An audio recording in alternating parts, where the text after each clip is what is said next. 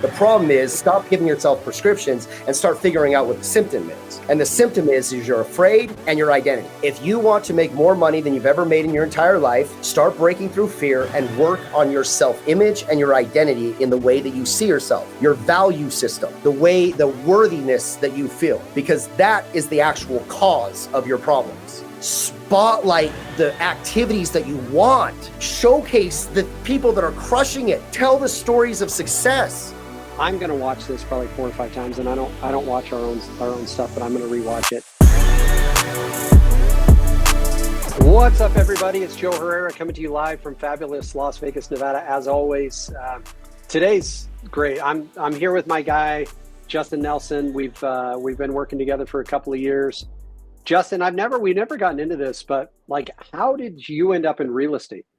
Because your background was it wasn't originally real estate professionally, right? You were doing something else. It actually was originally professionally. I've had my license for 22 years. I got my license when I was 20 years old. When I started out in my early 20s, sold a few houses, sold a lot of new construction in a development here in Utah where it just blew up, this development. It really wasn't selling real estate. It was more like order taking. Made a lot of money. Moved on from that. But my main expertise, my professional career, the majority of that effort over the last couple decades has been in presenting, coaching, training, sales mastery, performance mastery. And there was a time where if you name a company, I've trained them. Even before I got heavily into real estate over the last 4 years, before that, I had trained 800 brokerages and teams on sales and performance mastery. So that really is my wheelhouse, is human performance and sales. So somehow, though, you transitioned. I love that you said order taking, because we were order taking. Well, you and I both got in around the same time. I got in 2002. Sounds like you were 01 or something like that. Yeah. And it was order taking till 06. The market changed and it was no longer order taking. And then it became order taking again in like 2012. Yeah. So what was your transition? So you sold real estate for a couple of years and then you went right into like the Robbins organization, or what was your transition there? All sales. So I can name a few companies, but it was all sales based. I did some personal training. When my career really took off was my early 30s, when I joined Robbins Research International, which is Tony Robbins' company. And I became one of his main speakers. At any given time, he has 4 to 6 speakers that travel the world and speak on his behalf. And at the time, for about a 5-year stretch, I was doing 350 to about 400 speaking engagements a year. So I was working 7 days a week. I was on the road 100% of the time. There was a few days in there where I would have 3 speaking engagements in one day. So it was a heavy lift, and I loved the career. I was really good at it. I started making, in my mind, really great money. And I left that career because I decided to get married to a woman in the state of Utah, and back to Utah. She had 2 kids. Now I have 2 kids. Then we got 2 dogs. Now we have the mortgages. Now we have the whole life. Yeah. And that career, that entire career was 4 to 5 single guys that traveled the world and spoke in various places. And so not one of them had a relationship because that job wouldn't allow it. So when I chose my new family over my career, I was in very much a lost place. I was at a crossroads in my life, like as we all are, and I did what everyone else does when they're at a crossroads. I got into real estate. Yeah. Have you seen that? Have you seen the Instagram meme of that like super cute girl, like crying? And she's like, I guess I'm a realtor now. Like, this is my life. I'll send it to you if you haven't seen it. It's like my favorite meme of all time. Instagram reel. 'Cause she's just like distraught that has become her life. Yep. And I don't know if I felt exactly that way. This is my perspective when I got into real estate. What is the harm in giving something 2 years? What is the harm in jumping in, fully committing, taking care of my family, making some money, getting some investments, making some connections? And I didn't want to work for anybody else. I also, to be quite frank with you, didn't have enough guts to start something on my own, from the ground up. like I didn't have that at that moment. I needed some support. I needed some guidance. I needed some leadership. And now I'm in a position to do that and am doing that. But at the time I wasn't. And really, I think it's important that I tell this part of the story, Joe, because I think it's a message that everybody needs to hear right now. My life took off during that transition, during that crossroads. And I believe for one major reason is I fully committed.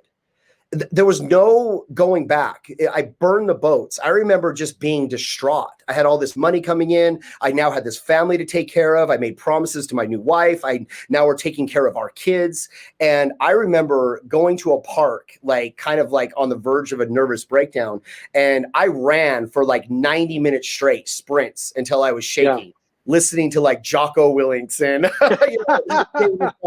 and all this. And I just had this moment that it's like, there's absolutely no harm in committing to something. It will only lead to greatness. It will only lead to what I'm supposed to do next.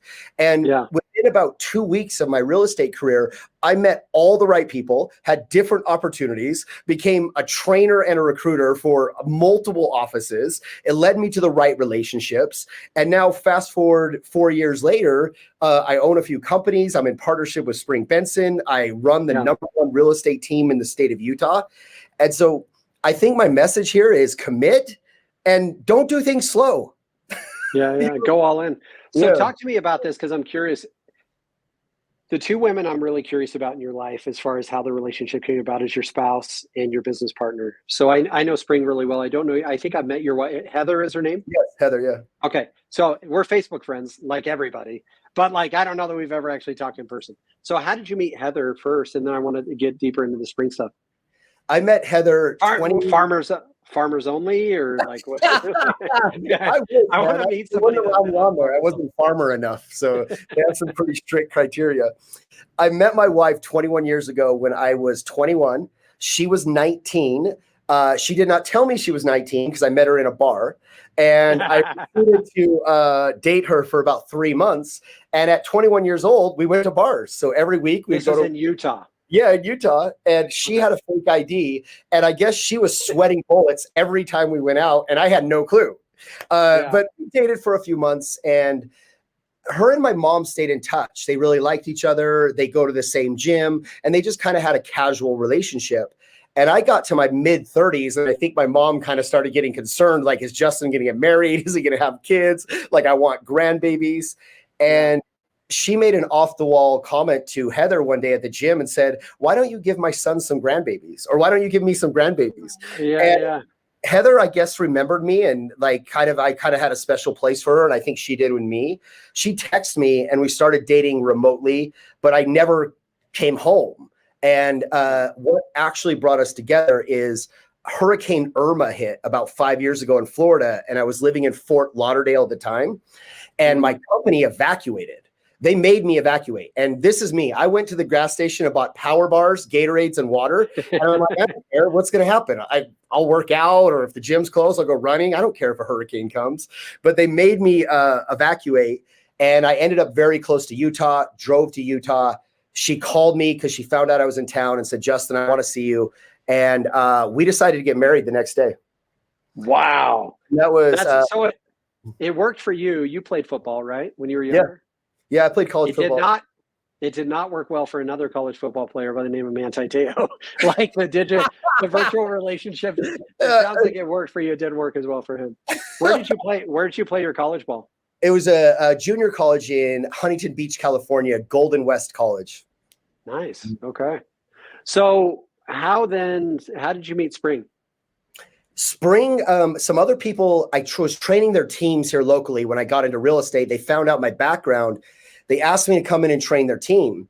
And I didn't know this. I'm like, yeah, I love to speak. Let's train your salespeople. And I had a great time with them, and their team was great. But right after the meeting, I could see the owners of the team, like their wheels were turning.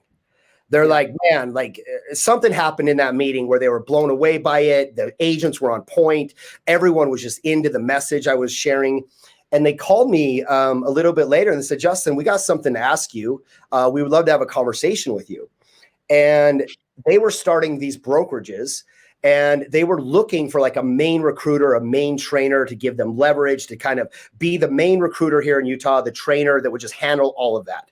Well, they put a package together for me that actually I could make a lot of money. I loved the two gentlemen that were starting the brokerages. Spring just happened to be opening the same brokerage with them at the same time, different branch, different franchise, but they were all in it together. So Spring and I just casually met one morning at breakfast. She kind of gave her approval after she met me and said, yeah, like if he wants it, let's go. And her and I's businesses took off. I started Spring is very easy to recruit for because she's on point, she's disciplined, she has a great image, she's a great leader. Her offices aren't messy, like everything is streamlined and organized. So the other ones not so much. So no matter how great of a recruiter I was, with the other ones there was gaps because I could recruit them, but then the reality of what I was recruiting to wasn't the same standard that Spring held.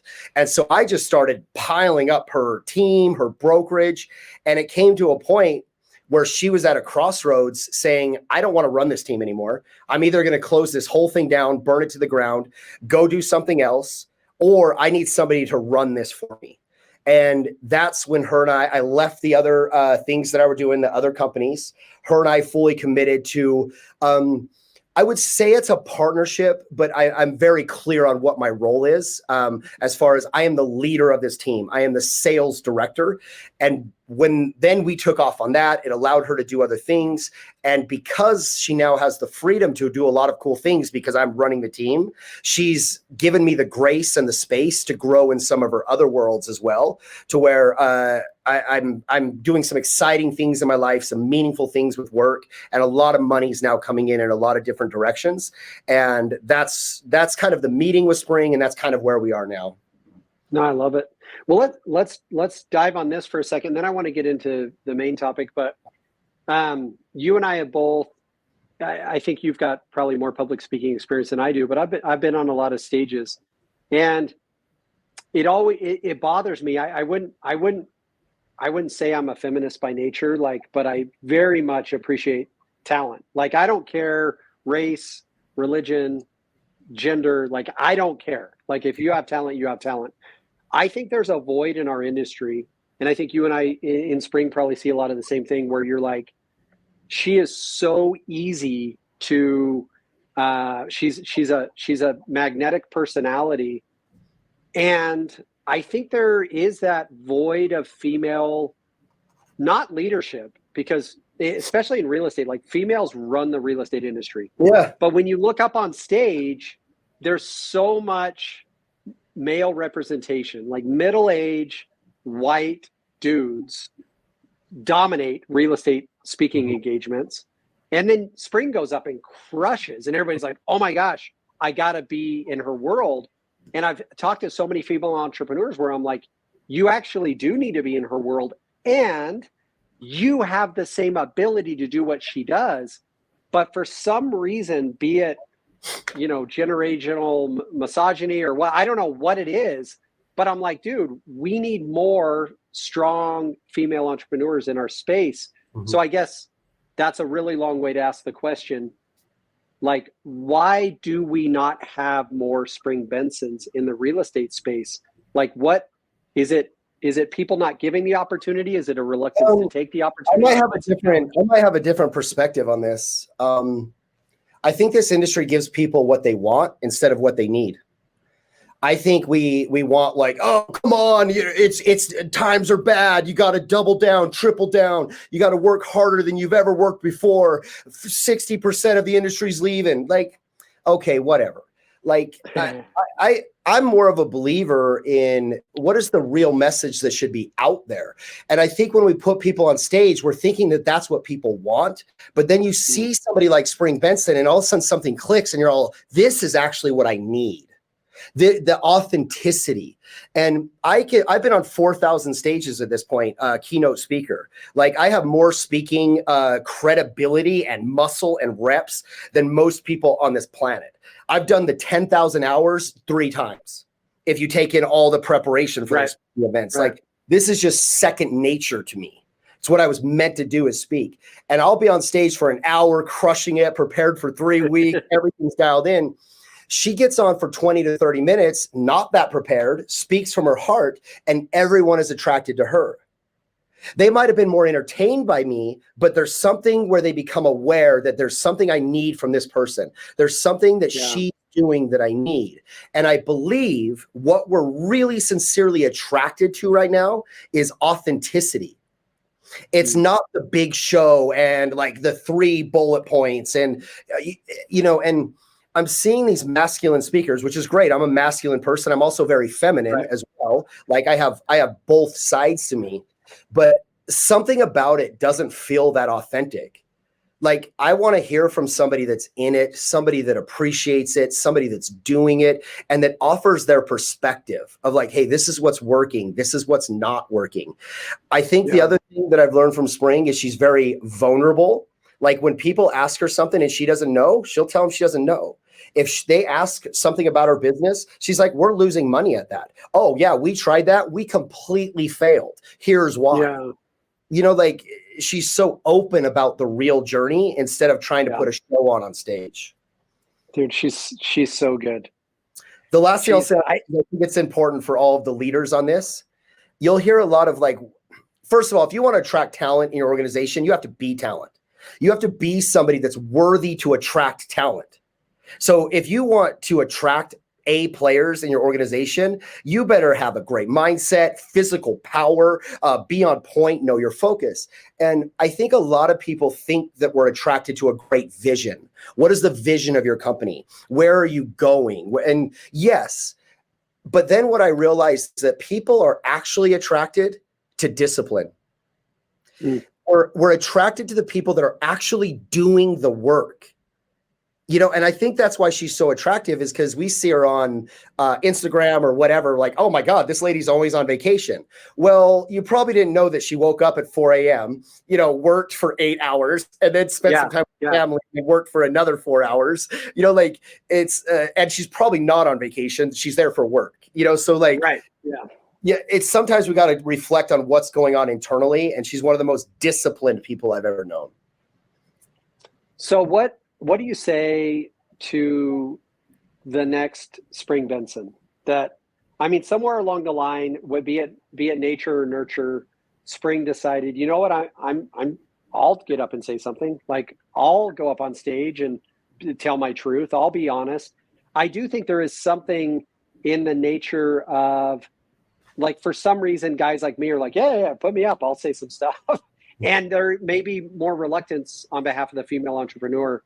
What type of, like, what can we say or do to get more, the next Spring Benson, the next Amy Youngren, like the next Molly Haynes? Like, how do we find or encourage those female entrepreneurs to take a chance on it? I think this might be maybe not the answer everyone wants to hear, but I think authentic success. I think there's a lot of smoke and mirrors out there, myself included. I reflect on my social media. Is that really a true representation of who I am? Am I just showing all the shiny parts? Am I just showing all the good stuff? Or should I be showing the times where I'm ready to have a breakdown? Or should I be showing the times when I'm driving home, like wanting to be in tears? Am I showing the moments of struggling to coach my son? And I'm going to get emotional here, but like, it's like, like we need to represent authentic success and stop trying to represent what people we think they want to see. And so I think if a woman or a man is willing to do that, that's very attractive. The next thing is, I think if you have authentic success, which we are very profitable. I know for a fact we are one of the most profitable teams in the United States. Yeah. Like we are money driven. And it's because of what money provides us. It's what money does for our life. It's because we can help more people. We can contribute more. We can make a bigger impact. And in business, you can't do that without money. And I think a lot of people do a great job of showing how many homes they sell or social media or whatever. I think Spring and now myself do a phenomenal job at making profitable businesses. And that's the type of people that we should put on stage. And then the other thing is, I think the reason she has opportunities and the reason I have opportunities, success first, and then the right relationships. Like, there's only somebody that knows somebody that has a stage that like, I think it's a relationship game and a success game. and maybe I shouldn't say this, or maybe I should. A lot of successful people are awful speakers. So level up, level up. Like a part of speaking is entertainment. Sorry. And if you're boring, I don't need to hear it. And if you want to get up and tell your life story, that's great, but do it in 2 minutes, not 20 minutes.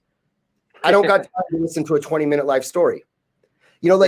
So if you learn the power and the process and the technique of speaking, man, game on. Let's go. Now you got success, you got relationships, and you're a qualified speaker. Is it fair to say that the truth, especially an awesome truth, is somewhat easy to deliver? Like, I think to your point, Spring may not have to prepare for 2 or 3 hours, because speaking the truth about what her world actually is, because her world actually happens to be pretty awesome, it's relatively easy to deliver and highly attractive, because you're like, she's just telling you the raw numbers and the raw truth. So in order to improve your delivery, you, as you said, you probably need to improve your truth. Like you need to create a better world. Yeah. I think it was Albert Einstein, and I could be butchering this. He's like, you don't have to have a great memory if you always tell the truth. You always know how to speak to the truth. Like you don't have to sugarcoat it, or how am I going to frame this? Or it's just, it's the truth. And I'm living it right now, Joe. Like, so you asked me this morning to be on this podcast. Mm-hmm. And if I wasn't able to speak the truth at any time, I wouldn't have said yes. So I moved to one-on-ones, and I have a relationship with Joe. I want to show up to Joe. I want to make sure Joe's good. I want to make sure that I'm contributing to your world. And I said yes. And I had 5 minutes to prepare for this. And I knocked out a whole 6 hours of material. We're going to do it, but it's like, what is happening in my world? What is happening with our team? What is happening with our profit? What is the truth that I can tell? Right. And there's just so many principles that I'm like, boom, boom, boom, boom. I could talk about any one of these because we're living it. Well, let's get into this. So you and I in preparation had a quick conversation where I mentioned something you like. I may tweak that a little bit. On my honeymoon, which is like super crazy fact, my wife and I on our honeymoon, it was like a six night vacation or whatever.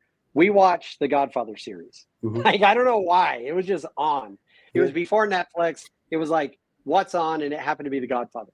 Taylor and I were talking about this morning. Like, there was a time on the Godfather when there was one of their family members, like a step brother, something like that, named Tom Hagen. Yeah. Tom Hagen was a consigliere, right? He was the guy that was kind of taking care of the family. They sent him to law school. And then there came a time where they went to war, and Michael Corleone let him know, like, hey, we're going to get somebody else in here because we need more of a wartime consigliere. And so then I proposed to you, like, well, let's talk about being a wartime realtor. And you're like, well, I'll kind of modify that, but yes. So we are in a more unique market, which some would argue is an easier market to succeed in because there's less noise and competition. But people who thrived in the previous market, where you could show up to the gym with a shirt that says, ask me about real estate, and sell 3 houses that day because everyone was buying and selling. Yeah. So you're leading a team that's crushing it in a different market than it was 2 years ago. Yeah. So I'm curious your take on what are some of the things that you guys are doing right now that's different than 2 years ago. You crushed it 2 years ago. You're crushing it today. Yeah. But it's different today, or is it? Yeah, I would say a good language around that is maybe it's different, or maybe it's the same. I don't know. Maybe the principles of success allow you to be successful. Maybe it doesn't really matter what's going on in the market. I have an agent on my team. 3 months ago, she put 5 homes under contract. Last month, she put 6 homes under contract. 3 months ago, 5. 2 months ago, 6. Last month, 5. I'm sure she'll do 5 this month. The market's not affecting her because she doesn't concern herself with the market. All her mentality and her focus is I'm going to find 5 committed families this month that I'm going to help buy or sell. Wow. This is why I think people on stage right now are saying the wrong things. They're talking about everyone leaving the industry. They're talking about 7 million homes sold at one time. Now there's only 4 million homes. Who cares? Go find 5 people that want to buy and sell this month. Yeah. Do you need to work 12 hours a day, or do you need to work 2 hours a day finding the people that want to buy and sell today? Now, this is a very simple statement, but what if you aligned your world, your language, your environment, your prospecting, your skill set? What if you were in alignment with 4 to 5 people that you're going to help this month, and you did it in the right amount of time with the right energy, the right attitude, and the right focus? Then all of a sudden, everyone else, I guess, is talking about what they're talking about, and you're selling 5 homes a month. We are in control of our focus. We are in control of our intention. And I think the worst thing we could ever do, or the weakest thing we could ever do, is empower other people to control our intention and our focus.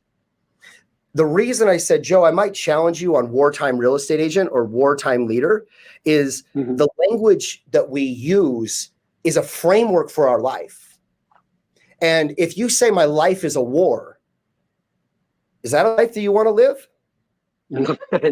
Not based on what I'm seeing right now. I mean, we're in the middle of the Israel-Gaza Strip stuff. Like, yeah, we don't want a piece of that, right? Like, you think about the anxiety even getting on Twitter or TikTok is right now, and going like, holy crap, that's some real stuff. And so you're right. I mean, we probably don't want to tell ourselves we're at war.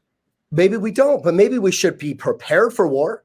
You know, if it comes to our doorstep, we should be ready. We should be armed. We should be prepared. We should be confident. But what if life was a dance? What if life was a challenge? What if life was a lesson? What if instead of this being a war, what if this was the most worthy challenge of your life? What if the only time people become who they're supposed to become is through a challenge? Seriously, think of anybody that you respect on this planet. They all faced a challenge. They were all in a place where they didn't know what to do or how to get out of it, but they were one of the very few people that went through it. And in the process of going through it, they came out on the other side, not with money and not success, but they were somebody capable of success. They were somebody capable of facing adversity. And so I would just be careful with the language that we use with our families, with ourselves, with our organization, with social media. Like, what if you were the light, Joe? Like, what if you were the leader that said, you know, yeah, it might be different, but let's get clear on what you want. Okay, so you want to sell 15 homes in the fourth quarter. How many is that a month? Awesome. Let's go about aligning your focus, your language, your calendar, your prospecting with finding those 5 people. And then the lady's name on my team is Sherida. She's absolute talent. Her environment and her world is so much in alignment that she uses this language with her clients. I'm committed to helping 5 people this month buy or sell a home. I have 4 right now. Would you like to be my 5th? So I love that. And I want to kind of reverse engineer what she's doing, because I think people could learn from that beyond just the phraseology, like the actual activity she's participating in. But on this topic, I mean, it seems like there's almost a reference to the difference between macro and micro in like thought process, right? Like, what does it matter if national transactions go down by 3 million in my world, right? If I've got to get 5, I've got to get 5, and 5 represents 0.0000001% of all the transactions. So it's like, what does it matter if that's happening? Like, am I really going to dig in and go, oh, but of the 3 million reduction, 14% of it's in Florida? And like, am I really going to do that? Or am I using that as an excuse to go like, well, it's down 30% or 50%. It's logical I'm down 50%, right? Like, we can use the macro to kill the micro. Wow. Yeah, Joe, 5 homes are going to sell right there in that neighborhood this month. There's going to be 5 listings in a neighborhood outside my window. Right. Not even just in Utah, in that neighborhood. What can I go do in that neighborhood to find 5 clients? What could I do on social media? Like, we're not going to build a business plan here, but the point is, are you capable of finding 5 people this month? Are you capable of having enough conversations, improving your skill set? A big thing right now for me is conversational leadership. That is what I'm doing all day, every day with my agents that are struggling, my top producers, my leaders, our clients. It is conversational leadership. It's much different than I know how to build rapport, ask questions, and provide next steps. That's a whole different ball game. And if you want to go and play that game, watch how much money you make. Watch how in abundance you are, because you have the ability to serve people through communication. Joe, you're talking about, does it really matter if there's 4 million or 7 million? Right. Here's something that I'm huge on right now. The difference between perception and perspective. Okay. 1% of this Earth's population has perspective, and they control the other 99%'s perception. Perception is based on emotions, based on beliefs, based on where you are, your childhood, what your surroundings are, the books that you read, the social media that you take. Perception is very easy to control. Perspective is understanding the game. It's understanding how it works. It's understanding the principles of success. And the principles of success are undefeated in any market. So I think we get tied up on like, I'm afraid, I'm uncertain, or what if this doesn't work out? That is perception. Perspective is opening up your viewpoint and saying, what is possible? What can I do? Who is crushing it? What can I learn? What can I do today? It's a perspective of how to win, not a perception of based on how you see the world, what is possible. And so now we all need perspective. Yeah. Is it fair to say that perception is having a view, perspective is having a vision? Like, it's just the difference, right? It's like some people have a view, some people have a vision. It's so it's like you have night seeing goggles on, and you can see what you can see based on everything you've looked at your whole entire life and what you believe. Yeah. Perspective is turning the lights on and seeing the whole room. The whole room. Huh. That's so good. So I've got two questions. I want to reverse engineer some of what is happening. Like, if you were to write a prescription knowing the illness that some agents are suffering from, what would that prescription be? Because I know you'll have an answer. But before we do that, one question I have for you is, one of the frustrating things for me, I'm really obsessed with honesty. It's just my thing. It's sexy. It's real. It's raw. Like, I try to be a very honest person with myself, and I try to get it from others. How do you help people be honest with themselves? Because you lead a team that you could call BS on people all day, but the mastery of this is getting people to call BS on themselves and just go like, well, let me just tell you, Justin, I wasn't, I was kind of BSing there. Like, how do you get people to be honest? Because for somebody to succeed at the level that some of your agents are succeeding at right now, they're honest enough with themselves to go like, okay, cool. Yeah. 7 million to 4 million, but I'm honest enough to know that I'm not going to let that be my excuse. I'm not going to let the 50% reduction in transactions lead to a 50% reduction in my effort. Like, that's an honesty thing, because they have defensibility that when their friends go like, hey, Justin, how's the market? And you're like, oh, I'm down 50%, but the whole market is. Like, that's just an excuse that people use, because just because something is happening on a macro level does not mean it should be happening on a micro level, but it requires personal honesty to get there. Am I right? Yeah, it's a challenging question, Joe, because in reflecting, am I really being honest with myself? Am I being honest with my wife? Am I being honest with my business partner? Because the truth is, I could have hit better numbers. I could have showed up differently. I could have had a better attitude. How much of my own actions am I justifying? I drive home and I got to tell my wife why I'm not hitting my financial goals, and it's not because I didn't work hard. I'm creating a story that is believable. I got to create a story that's not only believable to me, but that's believable to everyone around me, so that I can get people to nod their head and be like, man, that's tough.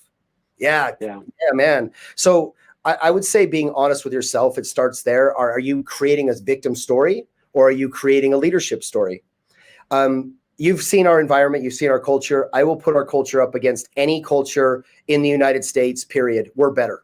And I'm not just saying we're a culture of gratitude. We're a culture of production. We're a culture of full-time agents. We're a culture of quality. And everything in our environment allows an agent to be successful. And one thing, and I am not responsible for anyone's success. When I first meet with an agent, I tell them that I am in no way responsible for your success. I will never take that burden on. You are responsible for your success. My job is to provide you the best environment for you to be successful in. If you choose to play full out, you will be successful. If you choose to opt out, you will not be successful. But I think one thing that I do to really get clear on the truth around here is I let my agents tell the story of success. When I say something, it means something. When they say something, it means everything. So when I have a brand new agent, Braden, who's been in the business 5 months and he's already had 10 closings, not under contracts, 10 closings been paid on.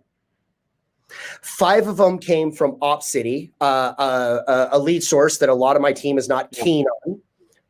He's crushing it. 5 because the Op City leads suck, right? Probably. yeah, but not for him. Yeah. He gets lucky. He gets preferential treatment from you guys. I believe it. And he has 5 closings from PPC, pay per click, brand new agent. And you listen to his phone calls.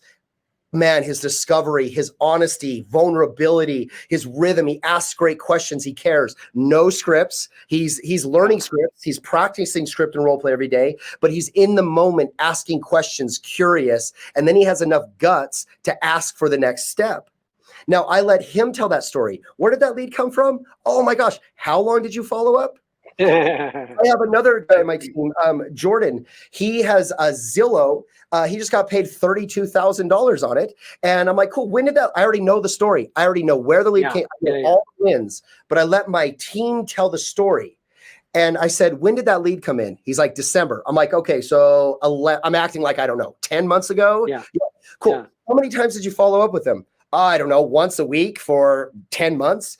Jordan, can you remind me of what he told you? Yeah, he said, stop calling me. I'm not buying a house in Utah. We decided to move to Maine. We're actively making offers in Maine. And I said, raise your hand in this room if you would have kept following up with that guy. Yeah. Jordan was the only one. He kept sending him properties. He kept following up. And all of a sudden he's like, Jordan, our plans have changed. You're our guy. We're going to be in Salt Lake City this weekend. And they bought a multi-million-dollar home. Now, what happens? Success story after success story after success story. You have to sit in this room. And what happens is self-awareness. You say, oh my gosh, they're crushing it. They're crushing it. They're crushing it. It's not the team. It's not the market. It's me. So let me ask you this, and I geek out on movies too much, but it's how I perceive the world. In the movie The Patriot, I don't know if you watched it, but I've seen it. Okay, so the whole premise behind the movie, which actually, if you study history, did lead a little bit to America's victory in the war. Like Great Britain's experience became their downfall. Like when we got into a little bit more guerrilla warfare, when we got into a little bit more surprise attack, a little bit more operating outside the bounds of like acceptable warfare, they could not adjust. And there's this moment in the movie where in discussion, they're like, Cornwallis, who was the British general, like he won't modify the way he does things because he's got like 1,000 years of military experience. It's like dishonorable. Yeah. Well, and it's just like, he didn't want to fight dirty, right? So there is this, like we had a girl on our team last month, close 4 transactions. 3 of them are from open houses. Now she's a newer agent. So here's the fun part, Justin. She doesn't know that open houses suck. Like she doesn't know that open houses don't work. She doesn't know all the statistics behind why open houses are a waste of time. She just did them and closed 3 transactions last month from open houses. So in your experience, how much of a crutch, how crippling can previous experience and success be? Because you just said a new agent's like, he doesn't know that Op City leads suck. He doesn't know that when somebody says, stop calling me, you actually stop calling them. And so like there is this, you've got to question what you know, you've got to question what you do, you've got to question what worked in the past. Because if we're not careful, we're going to Cornwallis ourselves into failure because we're just afraid to do the things that may just be our success story. Yeah, it's funny. They set up the wars, the rules of war, huh? And who are those rules of war going to favor? Exactly. Their opposition or themselves, and maybe top producers in this industry are unclear on the rules. Let me hit that in two different ways. Okay, I have agents on my team, new agents that are running open houses. One of them did 7 his first month, 5 last month. He has a couple homes under contract in his first couple months. I believe he signed 14 people. I have another one that's on the phones every day doing open houses, 26 appointments met, signed 16 of them. Brand new agent. I have another one that's doing open houses on the phones every day, and he signed 9 people last month. So these are people that are signing in the double digits, clients that are ready to buy and sell now because they're prospecting and they're running open houses. I went to an inner circle. Spring and I own a coaching company, and we have an inner circle of elite business owners and team owners. And we had Mike Shum is one of our business partners, who is arguably the best team coach on the planet because he's analytical, he's logistical, he's technical, he's all about profit, he's about conversion. The dude is a serious coach. He's not like, hey, come on, work harder. He's like, let's figure out what's going on in your business and fix it right now. And we're getting our biggest shares. And we're like, what is the number one pivot in the fourth quarter? What's the number one lever that you can pull on your business? And he's all open houses. This is a dude that's been in the business for 20 years, ran his own teams. Now he's a lead coach. And he's saying that. Yeah.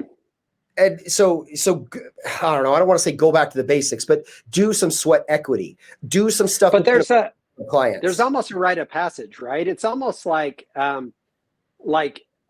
Australian young men, like native Australians, go on a walkabout, right? It's like they go out into the wilderness. In our culture, it's missionary service. Like my son's been in Africa for 14 months. He's got 10 months, 9 months left. Can't wait till he gets home. Yeah. But it's like his rite of passage. Well, it's almost as if in real estate, we feel like I did the open house stuff. I did the cold calling. I door knocked a little bit.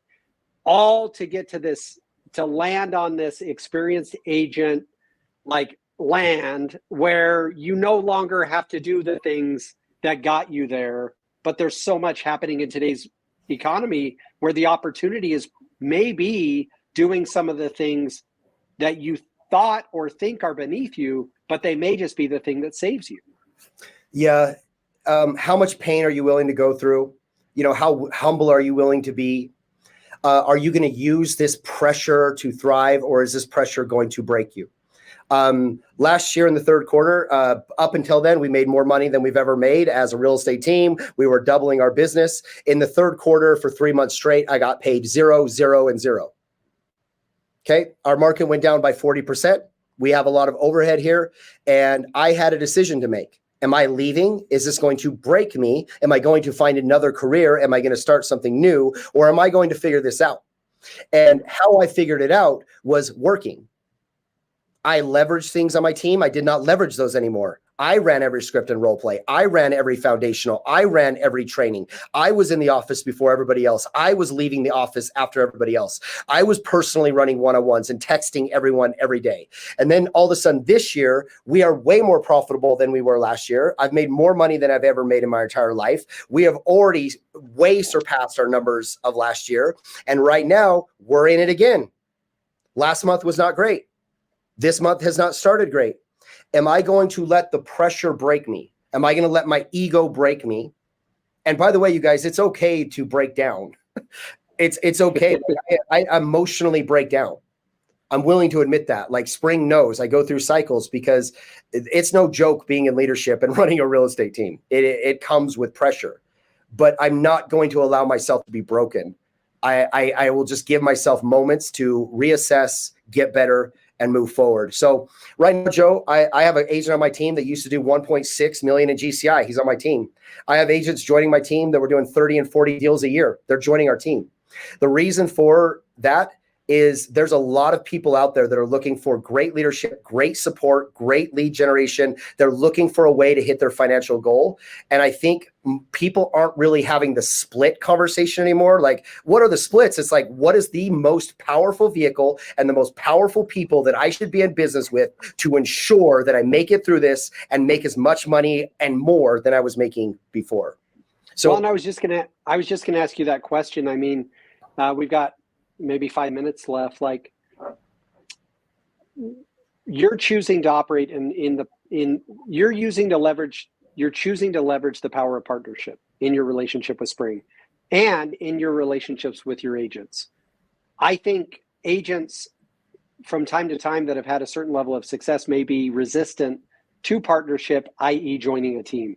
When you join a team, there's almost this misnomer that it's like you somehow fall underneath somebody. In reality, when somebody joins Utah Life Real Estate Group, they partner with Justin Nelson, they partner with Spring Benson, they partner with your technology partners, they partner with the building and the like everything, right? yeah. Why is partnership, i.e. working as a team, so important in 2023 heading into 2024 in your mind? I don't know if it's important to everyone. It's important to us because we make a lot of money. Like, seriously, like once you start making a lot of money, you realize it's a team effort. It's about relationships. It's about leverage. It is what it is. When you get on the other side of money, you realize why you made money. And when you say we, you mean Spring, Justin, and agent. Yeah. The three of you make a lot of money together. Yeah. So our value proposition, you guys know your value as a leader, know your value as an agent. And I don't mean like, hey, this is our value. This is my belief. So I don't want this to come across as cocky. I want this to come up, but I get to believe whatever I want to believe. Okay. And I feel like this is okay to share with you because this is a time where we should believe in ourselves. I believe I'm better at my role than everybody else. I believe that. I believe I'm a better recruiter. I'm a better trainer. I'm a better coach. And so that allows me to attract talented people because I believe that. Our value proposition for our team is this. We are absolutely the most powerful vehicle in the state of Utah for a committed agent that's committed to hitting their financial goal this year.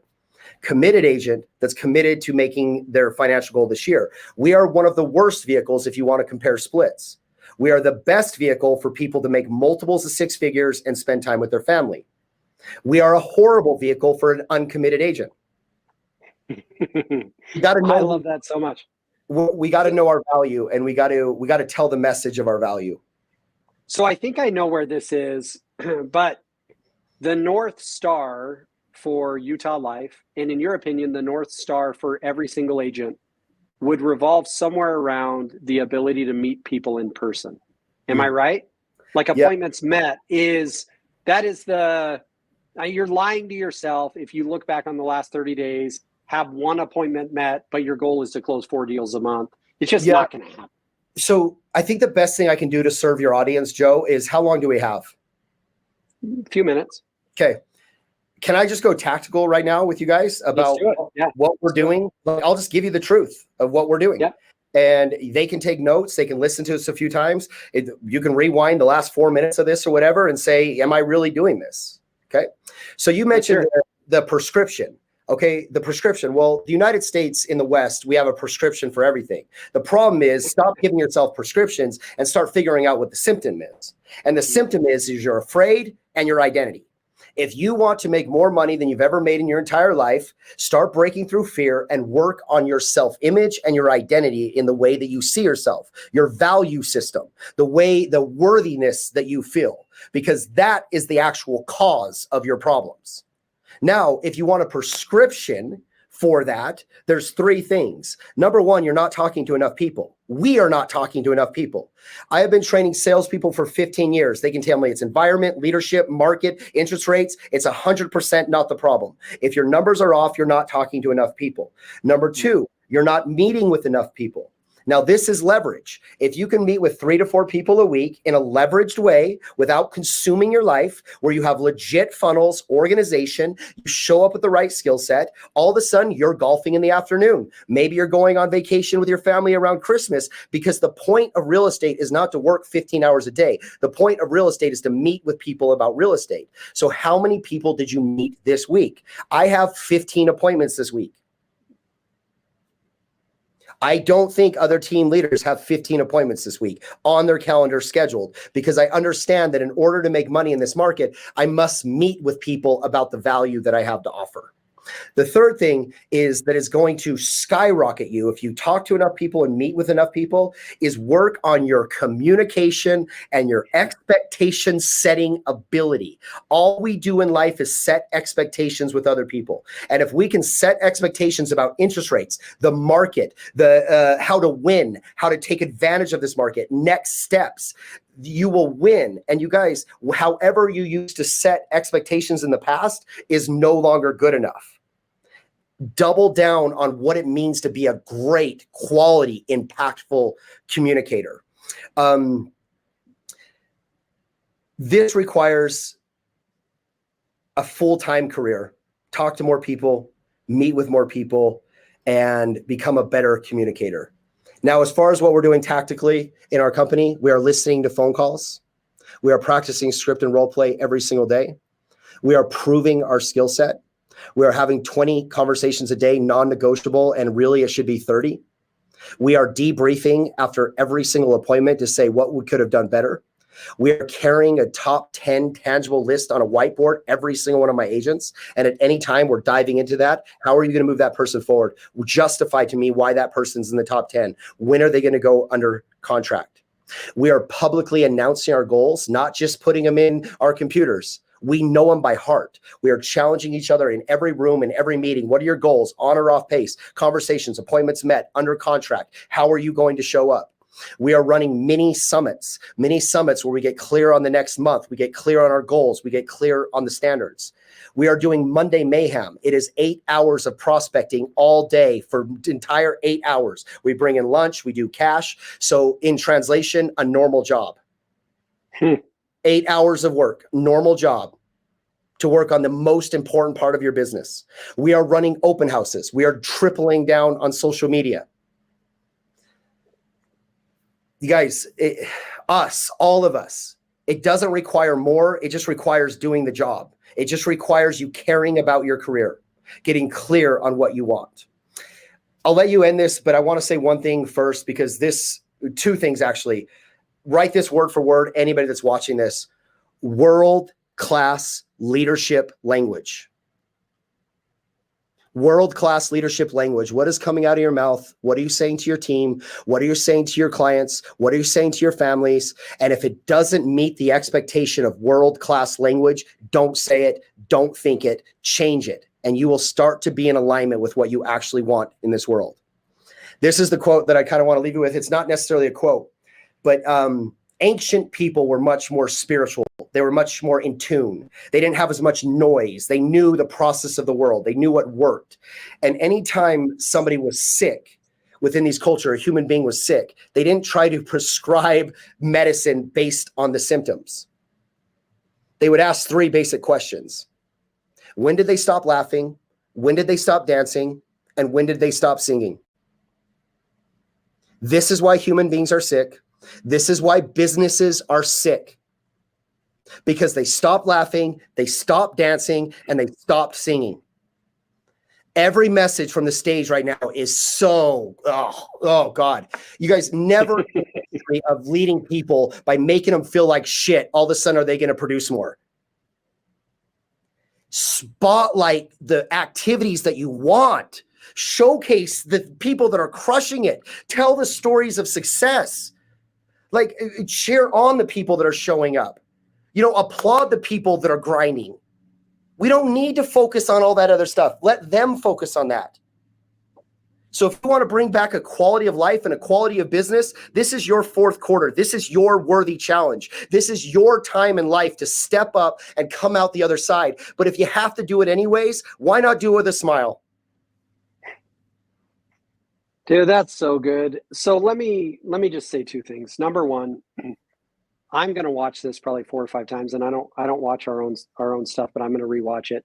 Our leadership group's going to rewatch it. Guys, you just got, for anyone listening to this or watching this, you got a master class from what I consider to be a master teacher. And he's honed his craft. He's paid the price to be able to say the things he said. Justin, let me pay you the greatest compliment I can pay you. You, my friend, are the Cheshire Cat. And what do I mean by that? Thank you. Alice, You needed to back that up. now this is awesome. Alice, lost in the wilderness, shows up, sees the Cheshire Cat and says, "Help me, I'm lost. I don't know where I'm going." The Cheshire Cat is wise enough to say to her, "Well, where you're going depends a great deal on where you want to be." She said, "Well, I don't know." And then the Cheshire Cat says, "Well, what does it matter where you go from here?" Right? Like you have the ability in a very short amount of time to distill a problem down to its very basic elements and to get to the heart of the issue. And I love so much that you talked about it's not about prescription, it's about acknowledging the actual root cause of the issue and solving that root cause. And I just believe that if agents, I believe that one of the issues we have as an industry is how people come into this industry. It's not, hey, I want to make $300,000 a year. And so many industries function this way. I want to be a lawyer. I want to make $300,000 a year. And I understand the growth as an individual and the personal commitment to principles it takes to get to that 300,000 level. In real estate, we don't do that. We go, hey, I saw an Instagram video with a real estate agent showing their success and they don't even work that hard. And I want their success and also not work that hard. And I'm not knocking it, but what I'm saying is the individuals that I know that absolutely crush it, it's not an accident. It's not luck. It's not preferential treatment. Now, it may be some talent. They may be extraordinarily, I believe you are extraordinarily talented. I believe Spring is extraordinarily talented. I believe Angie Lauer is extraordinarily talented. Like there are individuals in my world where I'm like, yes, they're talented, but there are a handful of Justin Nelsons out there with undisciplined lives, uncommitted, that probably go nowhere. You meet them and they clean your clubs or they deliver your food or they whatever. You're like, bro, Justin Nelson would crush it if he would just be a little bit more X. Wow. And what you talked about today is that little bit more X of saying, hey, if you're listening to this, you're probably intelligent enough, smart enough, and talented enough to put yourself in an environment to accomplish what very few have accomplished. Now, we've got to couple that with discipline, hard work, honing your craft. Like, right? I mean, because that's what it all comes down to, because there's a ton of Joes and a ton of Justins out there in the world who aren't crushing it because they're just refused to do the other things. Yeah. What a great perspective. What a great perspective. And in 4 years of working with Spring, I've never missed a day of work. I have gone on vacations, but she knows I'm going on that vacation 3 months in advance. She could have partnered with 2,000 other people that she's met in her 22-year career that knows a lot more about real estate than I do. Consistency is rewarded. Reliability is rewarded. We need to stop living fantasies that I want to make $400,000 this year and think that Monday morning doesn't matter. We need to understand that we are in a sales career where Friday afternoon prospecting may be required. 3 hours on an open house on Saturday may be required during this season. That does not take away from your life. It adds to your life. Right. That does not take away from your emotional state. It adds to your emotional state. We just got to get clear on the things that must be consistent right now and be willing to show up even if we don't feel like it. There's so much business out there for the agent that's willing to engage, have a great attitude, work on their skill set. And here's the thing, you guys, don't do any of that. Just talk to enough people and you'll sell real estate. Like, law of averages. You talk to 100 people, one of them is going to work with you out of sympathy. Yeah. Like, and I think you said that even at the worst closing percentage in the world, if you have enough conversations, you're going to do enough deals. Somebody will do business with you. Might be a challenging road, but I mean, the key though is to be in alignment, an alignment with your goals, an alignment with the way you're showing up, an alignment with your language. You know, get some perspective. Have some alone time this week, get some perspective on what you want and go crush it. And I would eliminate any outside voice or coach or leader in this industry that does not support you closing 5 to 10 homes a month. Agree. Amen. Justin, I appreciate you, bro. Thank you so much for being willing to do this, guys. You got to follow him. You got to be in his world. When you see that he's speaking, you got to be there. He's a rare talent in our industry, and he matches his talent with his discipline, with his work ethic, and with his desires to not only see himself succeed, but to help others as well. So Justin, I'm grateful for you. Thank you. Thank you, Joe. I'll always show up for you, man, even on short notice. Appreciate you, brother.